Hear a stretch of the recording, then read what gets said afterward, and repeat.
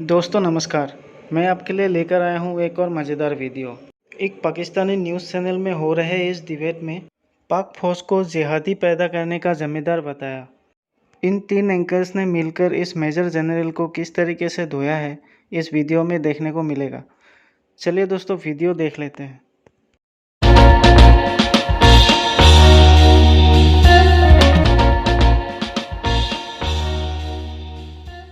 मेरी बात सुनते, पहली बात यह है कि अमेरिका के आने से पहले आईएसआई ने रेजिस्टेंस का काम शुरू कर दिया हुआ और रियाउल हक ने यह कहा था कि ये आए ना आए हमारी जिम्मेदारी हमने करना क्योंकि हमारी जरूरत है। पहली बात, जिहादी कल्चर वाला किस्सा जो है वो अमेरिका ने चलवाया। तो गलत किया ना, तो किसके हाथों से किया ना, हमारे रिजीम के जरिए से हुआ ना जनरल साहब। जिहादी लिटरेचर आया, अमेरिका की यूनिवर्सिटियों से बन बन की किताबें यहां पे लाई गई, ये हमारी रिजीम शामिल थी ना उसमें जनरल साहब। बात सुन लेना, बात सुन ले। नहीं, रिजीम ने, अगर आप ये कहते हैं कि फिरका वारियत जानबूझ के लाई गई, एक प्लान के तहत लाई गई, तो फिर आप गलत कह रहे हैं क्योंकि ऐसा कुछ नहीं हुआ। नहीं तो सर फिर सिर्फ एक ही फिरका क्यों नजर आया जियाउल हक साहब को, बाकी फिरके क्यों नजर नहीं आया? हसास मसला है अब जनरल साहब, हसास नेशनल टीवी पे मैं ऐसे जगह हैं जहां पे डेमोग्राफी चेंज करने की कोशिश की गई जनरल साहब। अब मसला हसास है। अब ये बात के ड्राइंग रूम में होते तो मैं आपसे खुल के करता, लेकिन अब ये अजान के शो में नहीं जनरल साहब वैसे बात सुने, मैं अमीर साहब की बात को इंडोर्स कर रहा हूं। जिस तरफ अमीर इशारा कर रहे हैं बात यही है सर। यहां फिरका वारियत प्रमोट हुई, यहां सिनेमा बंद हुआ, यहां थिएटर बंद हुआ, यहां लिटरेचर को आग लगा दी गई, यहां शायरों को और सहाफियों को कोड़े मारे गए, सोसाइटी रेडिकलाइज हुई ना, सब हुआ ना सर। ये सारी बातों का उससे क्या ताल्लुक है भाई? अगर सहाफी को कोड़े मारे उसने तो वो अपने इक़्तिदार को कायम रखने के लिए, तो गलत किया ना, तो सर गलत किया। वो गलत बहुत कुछ किया, लेकिन इसका अफगानिस्तान के इशू से क्या ताल्लुक है भाई? अकल को हाथ मारो ना यार, क्या बातें कर रहे हो? सर प्रमोट हुआ ना जिहादी कल्चर। सर अगर आप अपने नौजवानों को, यंग जनरेशन को रिलीजन में डाल देंगे और कल्चर से दूर कर देंगे, ट्रेडिशन से दूर कर देंगे। मेरी बात सुनो हैदर सर, अदनान, बात यह है अफगानिस्तान का किस्सा शुरू भी नहीं हुआ था तो ये लोगों को कोड़े मारने का काम शुरू कर दिया हुआ था इन्होंने। वो अपनी हुकूमत के लिए कर रहा था, वो इसके किस्से का अफगानिस्तान से क्या ताल्लुक है भाई? नहीं सर, उसने पीपल्स पार्टी के खिलाफ जो कुछ किया। अच्छा एक इफ्तिखार साहब, आज आप एक जज का रोल प्ले करें सर। जनरल साहब, मैं और अमीर अब्बास साहब का जो पॉइंट ऑफ व्यू है, आप किसको सपोर्ट कर रहे हैं? क्योंकि जनरल साहब ये कह रहे हैं कि जो कुछ जियाउल हक ने किया वो अपनी हुकूमत को बचाने के लिए किया और वो बिल्कुल ठीक किया, उसका अफगान जिहाद से या जिहादी कल्चर से कोई ताल्लुक नहीं है। और ठीक नहीं किया, मैं ये नहीं कह रहा कि ठीक किया, मैंने कहा उसका अफगान जहाज से ताल्लुक नहीं है, लेकिन उसने अपनी हुकूमत बचाने के लिए किया ना सर। तो ठीक आप मतलब जी इफ्तिखार साहब, ये तो मुझे 5 मिनट दे देना, मेरे हिस्से के 5 मिनट मुझे दे दो सर। मैं आपको पूरे 5 मिनट दूंगा सर, प्लीज प्लीज जी। देखिए बात यह है, जियाउल हक के दौर में जो कुछ पाकिस्तान के साथ हुआ उसका खमियाजा हम आज भी भुगत रहे हैं, 2021 में भी। मैं अपने नॉर्दर्न एरिया के अंदर आजादी से घूम नहीं सकता, मैं नॉर्दर्न एरिया के अंदर अपनी फैमिली के साथ बेखौफ व खतर जा नहीं सकता जैसे मैं माजी में जाया करता था। इससे आप अंदाजा लगा लें कि उस दौर ने मेरे साथ क्या जुल्म किया है। जो उलमाए क़याम के चाहने वाले थे उनके हाथ में ज्यादातर कलम होती थी, ये मदरसा होता था और उसका माइक होता था। उनके हाथ में कलेशनकोव दी, हैंड ग्रेनेड दिए, एंटी एयरक्राफ्ट गन्स दी, उनको रॉकेट लॉन्चर दिए और उनको इस काबल कर दिया। और जब आपने इस काबल कर दिया और फिर आपने ये तवक्को की बैठ के अपने अदारों में कि वो चुप करके घर वापस आ जाएंगे, वो हथियार छोड़ देंगे। जिस खेल में आपने उनको डाल दिया वो तो सोच नहीं सकते थे इतना पैसा मिल सकता है ट्रेड को काबू करने का, उन शरहों को काबू करने का जो अफगानिस्तान में से गुजरती हैं। उनको तो माल कमाना शुरू हो गया। फिर हेरोइन की स्मगलिंग में ये ट्रायंगल बन गई दुनिया की दूसरी। आप कमाल करते हैं, आप कहते हैं जहाज हो रहा था वो, और उस जहाज में क्या हुआ मुझे बताएं, उस जहाज का नतीजा क्या है? आप एक बात मेरी आज नोट कर लें, अमेरिका के जाने के बाद सबसे ज्यादा खतरा मुझे अपने मुल्क का है। लेकिन इफ्तिखार साहब, मैं 5 मिनट में कता कलामी कर रहा हूं, मुझे माजरत के साथ। जनरल साहब ये बात कर रहे हैं और कई लोग ये बात करते हैं कि अगर उस वक्त ये सब ना किया होता तो रशिया काबिज हो चुका होता गर्म पानियों पे। मैं देखो अपना दोस्त, सवाल ही नहीं पैदा होता अदनान, इम्पॉसिबल था। ये इनकी गेम थी, ये इनकी खेल थी। जमात इस्लामी इस्तेमाल हुई, जमात इस्लामी के पोस्टर पैफर उठा के देख लो, उन्होंने कहा कि अगर रूसी आ गए तो तुम्हारी बीवियां भी जो है मुश्तरका मलकियत बन जाएंगी। ये फजूल बात थी, गलत बात थी। और रूस को गए कितना साल गुजर गए यार, रूस तो कभी का चला गया, जब उसने लास्ट सिपाही ने दरियामू को पार किया, कितने साल हो गए उसको गए। तो कौन सी यहाँ पे, कौन सी 1989 वी आर टॉकिंग इन 2021 में बात कर रहे हैं कि वहां पे क्या हो रहा है 1989 के बाद।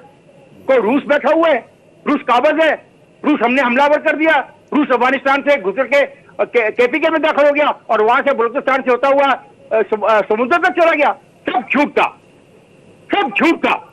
ये 89 में जाने वाले आज भी इनके सर के ऊपर नाच रहे हैं। और मुझे बात करने दीजिए सर, बाद में आप इख्तिलाफ कीजिएगा। मुझे खदशा है अमेरिका के जाने के बाद या अमेरिका के विड्रॉल के बाद इन तालिबान को ये काबू नहीं कर सकेंगे। ये तालिबान बहुत जल्माना हरकत करेंगे। और फिर एक चीज जो खतरा मैं महसूस कर रहा हूं, जिसकी तरफ जनरल साहब ने ब्रेक में बात की, नाम लिए बगैर मैं बात करूंगा, मुझे डर है कि इस खिते में रहने वाले लोग जो ड्यूरल लाइन को नहीं मानते, और ड्यूरल लाइन के बारे में सुन लीजिएगा, जनरल जब उमर था, मुल्ला उमर, हमारे फौजी और जिस लेफ्टिनेंट आपका तल्लक है जिस अदारे से, उनके सरबराह ने जाके कहा कि आप कुछ नहीं कर सकते, हमारी ड्यूरल लाइन को तस्लीम कर लें, वो नहीं माना था। ये बहुत इस्लाम की बात करते हैं, नजरिए की बात करते हैं, एक कलमे की बात करते हैं, किसी ने इनकी कोई बात नहीं सुनी थी। और 1989 से लेके आज तक वहां पे कोई भी स्टेबल हुकूमत नहीं और नहीं आएगी। उनको आदत पड़ गई है लूटपाट करने की। और अब देखिए काबुल में क्या लूटपाट होगी। अब चंद दिन ठहर जाए जरा, अगर वहां से अमेरिका इफ्तिखार साहब के पास अभी 1 मिनट है सर। जनरल साहब, इफ्तिखार साहब, आज वजीर आजम इमरान खान ने कहा है कि अगर तालिबान काबुल पर आए मैं उनके लिए बॉर्डर बंद कर दूंगा। ये इमरान खान वजीर आजम पाकिस्तान है सर। यार क्या बात है अदनान, तू बड़ा प्यारा है, मेरी तरह का आदमी लगता है यार। तू इमरान खान का इतना मोहब्बत करने लग गया। उधर काबुल पे जाने वालों ने पाकिस्तान से होकर नहीं जाना, और पाई तो नजदीक के देहातों में इकट्ठे हो गए हैं। अगर उन्हें काबुल में अटैक किया तो पाकिस्तान से जाने का जरूरत नहीं है, पाकिस्तान से रास्ता नहीं मिलना उनको काबुल जाके फतह करने का। अच्छा जनरल साहब, मैंने पूरे 6 मिनट आपको दे दिए सर। मुझे लेट मी फिनिश जी, ये बहुत इंपॉर्टेंट चीज है। और आज गवाह रहना आप दोनों नौजवान, और ये वीडियो को रिकॉर्ड में रखना। Iftikhar Ahmed citizen of Pakistan demand कर रहा है to protect me, my land, my Pakistan, it's each and every inch, and for that get ready, stand up and face it. बिल्कुल सही। जनरल साहब, इफ्तिखार साहब की बातों को इंडोर्स करते हुए सर, मैंने तालिबान के पिछले 2 सालों में मुआहदे के बाद सबसे ज्यादा पाकिस्तान में इंटरव्यू किए हैं सर। मैं हर इंटरव्यू में कोशिश की कि तालिबान के रहनुमा जो दोहा में बैठे हैं वो कश्मीर पर बात करें सर, कश्मीर में होने वाले जुल्म पर बात करें। सर उन्होंने नहीं की, इनकार कर दिया, मेरे इंटरव्यू को बंद कराया, उसको एडिट कराया, उठ के चले गए, नाराज हो गए। तो तालिबान पे इतना सा भी असर रसूख नहीं है हमारा सर, मैं इसका गवाह हूं। अब कमेंट कर दीजिए इफ्तिखार साहब के पॉइंट ऑफ व्यू पे सर। देखें, हमारा असर रसूख उन पे बिल्कुल नहीं है। जो थोड़ा बहुत है वो इस्तेमाल करके उनको बातचीत के लिए बिठाएं। और ये असर रसूख जो है वो रेसिप्रोकल होता है। अगर आप उनसे कोई मुतालबात ऐसे बनवाएंगे जो वो शायद ना मानना चाहें या उस पर उनसे अमल कराएं, तो वो भी आपसे फिर वो मुतालबे करेंगे जो आप नहीं पूरे कर सकते। हमने ये वाज़ेह कहा है कि अगर तालिबान ताकत के जरिए काबुल पर कब्जा करेंगे, हम उनकी हुकूमत या उनके कब्जे को नहीं मानेंगे, क्योंकि वो फसाद की जड़ हो गई। हमने ये कहा है कि आपको जब भी, देखिए पिछली दफा उन्होंने ताकत के जरिए काबुल पे कब्जा किया था, हम 3 मुल्क थे जिन्होंने उनको रिकग्निशन दी और हमने उनसे हर तरह के ताल्लुकात रखे। हमने तजारत भी की, उनकी मदद भी की, सब कुछ किया। अब हमने ये कहा है कि अगर आप ताकत के जरिए काबुल जाएंगे, ये तरीका पिछले वाला नहीं होगा। हम बाकी दुनिया के साथ खड़े हों। और ये जो पॉलिसी है ये रशिया, चाइना और ईरान के साथ मशावरत के बाद है।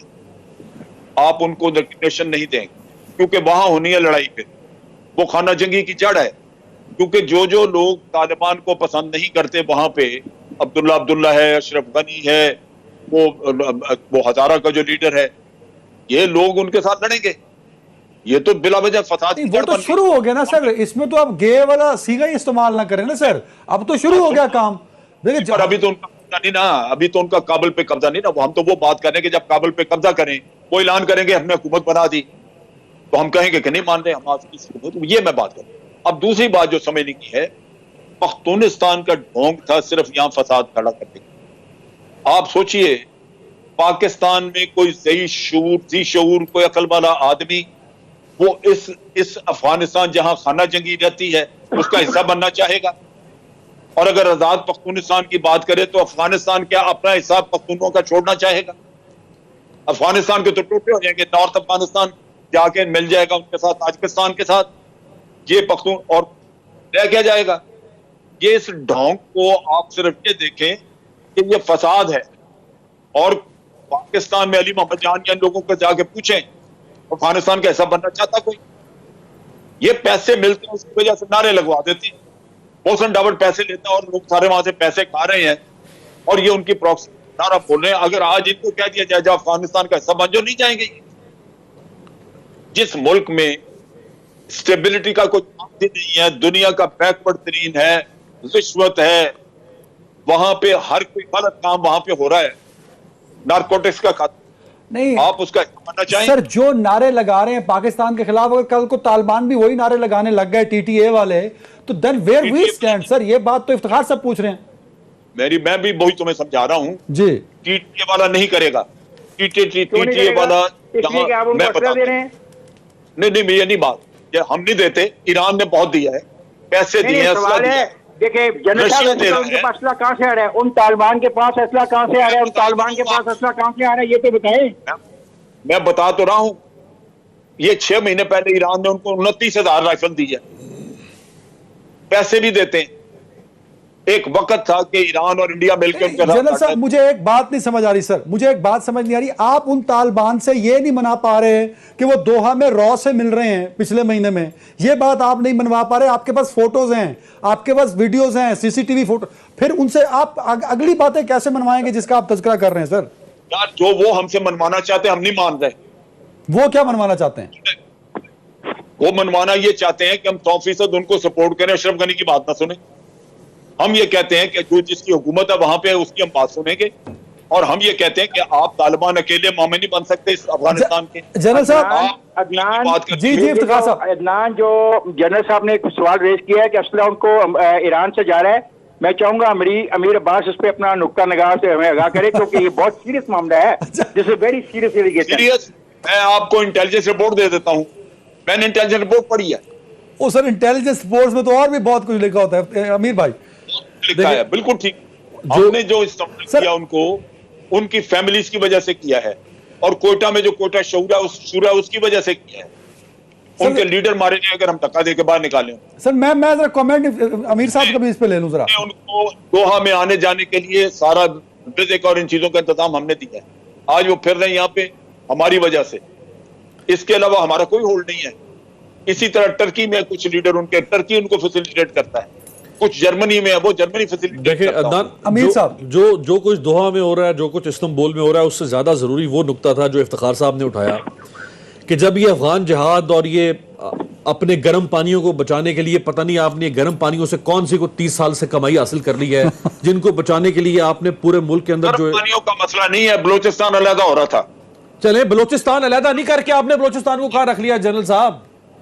आज बलोचिस्तान से जो तहरीकें उठी, आज बलोचिस्तान में BRA बन गई, BLA बन गई, लोगों की महरूमियों का अंदाजा करें। जहां से सुई का, जहां से गैस निकल रही सुई से वहां गैस तक नहीं पहुंचाई जा सकी।